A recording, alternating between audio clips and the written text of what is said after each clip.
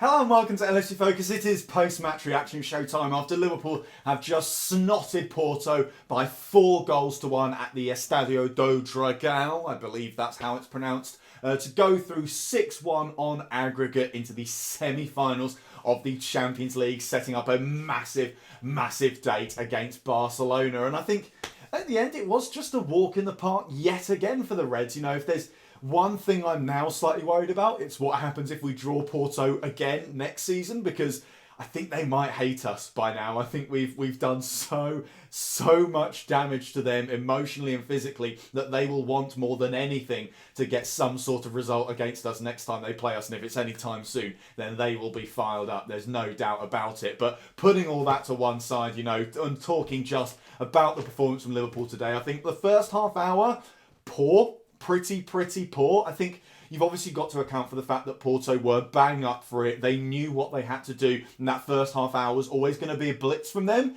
and that's fine. But I think the way Liverpool dealt with it wasn't exactly ideal. You know, it wasn't really like at Anfield where we generally kept them at arm's length, apart from a couple of chances. They had more than their fair share of shots on goal. I think before we scored, they had something like 13 shots, 4 of which were on target, and then obviously we go up the other end and score with our first one, because football's like that. And when you're up against an elite team like Liverpool with elite finishers like Sadio Mane, that's just what's going to happen to you sometimes. So, you know, I kind of feel bad for Porto there, obviously. But, you know, the way we dealt with that initial wave of pressure, if they had anyone other than Marega up front, it could have been a very different night indeed. And I think we can thank our lucky stars that they had the 21st century Ali Diar playing as their centre forward. You know, that's a niche reference for any 90s football fans out there.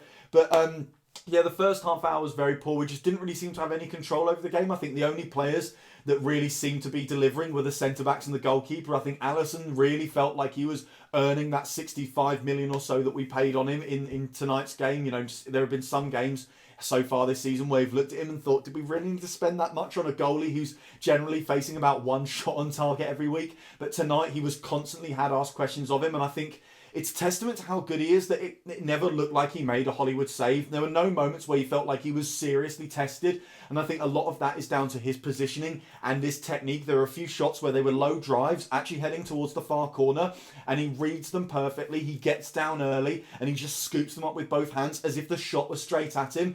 And, you know, because he's so calm and collected and he reads everything so well and his technique is so spot on, he makes those things look easy. He's almost the anti-De Gea in that regard, because you imagine in those situations, De Gea either, you know, stretches and saves it with his foot and it looks like a last-ditch save, or he gets down quickly and just beats it away with one hand and stuff like that. And, you know, I know who I'd rather have in the side. I'd rather have Alisson, especially given what De Gea did last night for Manchester United, which I'm sure we all saw, and I'll come on to our future opponents, Barcelona, a bit later on the video as well. But, you know, Alisson was pretty solid for the first half hour. The centre-backs as well, you know, there was one fantastic moment right before Sadio Mane's goal where Virgil van Dijk actually had to do something, and it was astonishing because we were reminded just how good this man is and just how much of a bargain 75 million quid was for him, because it's that moment where I think it's Hector Herrera, the goal scoring midfielder for them, is through on goal, clean through on goal as well. It's not like Van Dijk's level with him. It's essentially he's got nothing but the goalkeeper to beat, and somehow, maybe a bit down to Herrera's hesitation, but mostly down to the fact he's an absolute god, Virgil van Dijk gets back, gets around him, and then just comfortably nicks the ball away as if it's the easiest thing in the world. Whereas most centre-backs, you can only imagine what someone like Phil Jones would have done in that situation. He probably would have done some sort of cartwheel and thrown himself to the floor and conceded a penalty. Virgil van Dijk just takes the ball like it belongs to him. He is an absolutely phenomenal footballer, and those moments where we actually have to see him make an effort are some of the most astonishing things I think I've ever seen a centre-back do on the football pitch. So that was absolutely fantastic. And then obviously the sucker punch blow from Liverpool, eventually given through VAR. And I think we can all say that those of us who maybe had a little bit of a sketchy opinion on VAR have probably been swung on it tonight. You know, a combination of the goal we scored and what happened in the other game that happened tonight, and that's another thing I'll come on to later on in the video.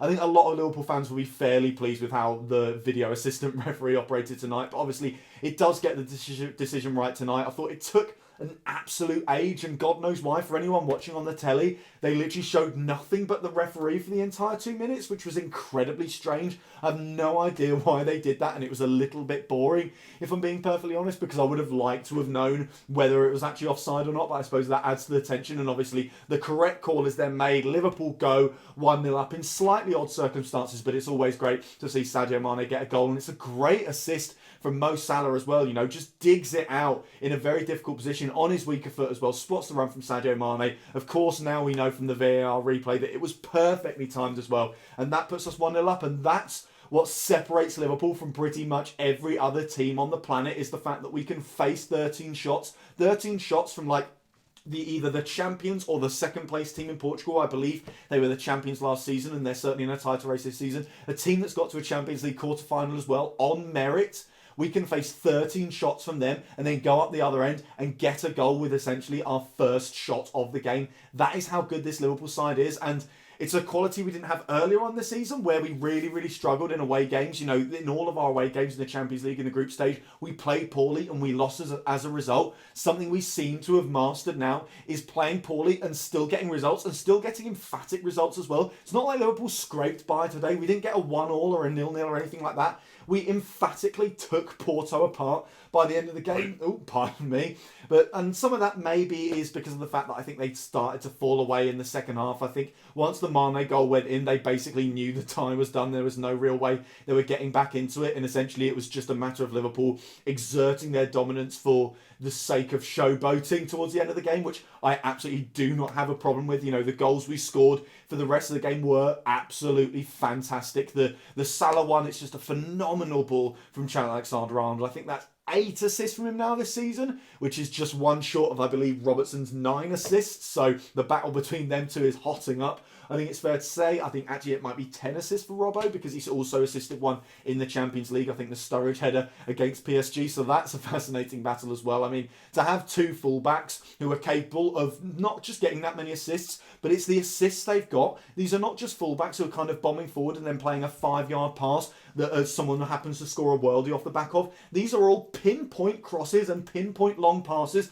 that are absolute meat and drink for any goal scorer. That was a perfect pass to Mo Salah, the way he just bends it round the last defender and literally gives Mo Salah one of the easiest chances he'll ever get. It's a great finish from Mo Salah as well. Playing it at the near post as well is something that I'm really, really happy to see, because I think he's become ever so slightly predictable in his finishing recently, insofar as, he kind of aims for the far post a few too many times. And I think one thing that was emblematic of just how fantastic a finisher he was last season was you never knew where he was going to put it, because half the time he would put it far post and the other half he would absolutely hammer it near post, and it became impossible for goalkeepers to stop him because they just never knew where he was going to put it. And if they guessed one way, he could so easily go the other. So it's great to see Mo Salah finish like that. And obviously, every Mo Salah goal is always great, just another one to add to his tally and build up his confidence. So that was ace. The third goal as well, it's a phenomenal cross from Jordan Henderson. I mean, when he came on, he was just excellent. I mean, the guy is a revelation. We are really being schooled at the moment in just how good a footballer Jordan Henderson is. I think anyone who said that he wasn't good enough for Liverpool simply because he was playing number 6 and as a result he wasn't doing anything glamorous or exciting, is having their neck stamped on by Jordan Henderson at the moment. He has been a revelation since he came into that box-to-box role, and it's wonderful, wonderful to see, because it just reminds us how amazing he is and how much he leaves out on that field when he's playing those roles, when he has to just provide endless running and just lung-busting runs into dangerous areas, and then fantastic balls on the end of it as well. He can provide that over and over and over again. Bear in mind, this is a guy who was playing on and off for most of the season, and then has suddenly switched to a really physically demanding role and has been playing regularly since then. For him to come on and show the energy that he did after playing obviously pretty much the full 90 and also sustaining a knock in the game against Chelsea at the weekend was phenomenal to see. And it is, of course, a fantastic ball and a brilliant striker's finish from Firmino. Something that goes under the radar is how good he is in the air. It's almost a shame he isn't a couple of inches taller, because then he would be pretty much a kind of Ronaldo figure in terms of how often he scores headers, because he is absolutely brilliant at them. And then, of course, a great flick from Sadio Mane, and then a wonderful header from Virgil van Dijk for the fourth. And it just wrapped up what was, you know, in the end, a stroll in the park for Liverpool, and that is, again, testament to just how good this side is, that we had a poor first half an hour, we struggled for a vast portion of the game, and then once we got our goal, the momentum completely switched, and then we end up making it a walk in the park. We end up also sending out a warning message to Barcelona, because if we'd like drawn 2-2 or even lost 2-1 or something like that tonight, Barcelona would have been licking their lips and saying, we've seen weak points tonight. So far, all they've seen tonight is a decent corner routine from Porto that was headed right into the corner. And, you know, that's a tough thing to replicate. And Liverpool certainly put the fear of God into that Barcelona defence, I think, with how they managed to rip Porto apart. And also, another thing that was great about that last half hour was just how easy it was for Liverpool. You know, the fact that we could take the foot off the gas, we could pass the ball around, pass it around in their half as well, which is absolutely amazing that we could do something like that and not even look like we were trying. Everyone was just pinging it round, 5-yard, 10-yard passes, moving into different spaces, pulling the Porto defence this way and that, and yet they were barely even putting any effort in. They were in second gear and they were tearing apart the Portuguese champions. That is how good this Liverpool side is. You know, Joe Gomez obviously gets some minutes as well, which is fantastic. I mean, time will tell how many minutes he gets between now and the end of the season. Hopefully, I think it will be ideal if he can maybe start that game against Huddersfield and then just give us a tiny boost, especially for those Barcelona games. He would be so vital for those semi-final matches. But all things considered, a great night to be a Liverpool fan. And I think the only disappointment any of us can have is that we probably watched the wrong game tonight. I think it's fair to say, as much as we love the Reds, as much as it was great to see them cruise through to a Champions League semi-final, and I feel a bit sort of selfish saying that, I feel a bit pompous, you know, the fact that I'm not going absolutely mental that we made it through to yet another semi-final, but we probably did watch the wrong game. You know, Man City Spurs sounded pretty decent. I think there's a lot of promise out of that game as well, because those City players looked wrecked at full time. I saw the last 2 minutes and the aftermath of it, and they looked ruined. They looked like they did at the absolute doldrums of last season, where, and I say doldrums, they had a pretty good season last time out, but they had that wobble where they went out the Champions League to us and they also lost to United in the week.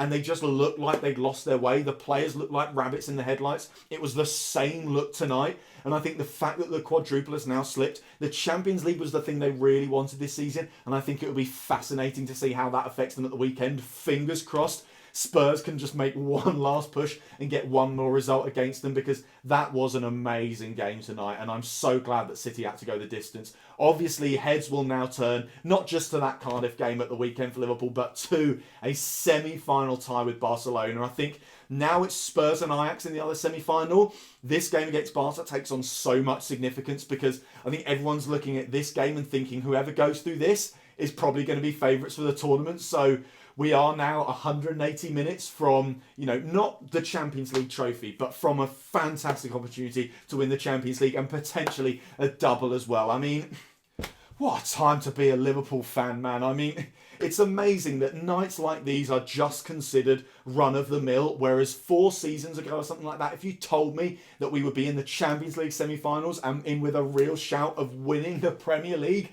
I would have told you to absolutely get lost and my head would have exploded at the same time. I mean, what a Liverpool team this is. It is absolutely fantastic. It has cruised through to a Champions League semi-final where we'll be playing Barcelona over 2 legs, and we're still in a title race as well. I mean, seriously, whatever you're doing, just enjoy it. Just enjoy this Liverpool team. We've just won 4-1 away from home in the Champions League quarterfinals, and if that doesn't make you absolutely ecstatic, I do not know what will. Again, slightly messy post-match reaction videos. They've all been like this for the last few weeks, but it's got to that point in the season now where it is just one big roller coaster. We are on the final loop-de-loop. We are currently upside down, going at 100 miles an hour. None of us really know what's going to happen or whether we're going to come out of it alive, but we are loving every second of it. So that is all for today's video. Thank you guys very much for watching. If you did enjoy this video, and if you enjoyed the match, and if you're enjoying this season, hit that like button down there, hit that subscribe button there if you're new around here. Check out some of the other videos that have been out on the channel over the past few days as well. Don't forget to follow at LFC Focus TV on Twitter, and I'll be back soon with the pre-match content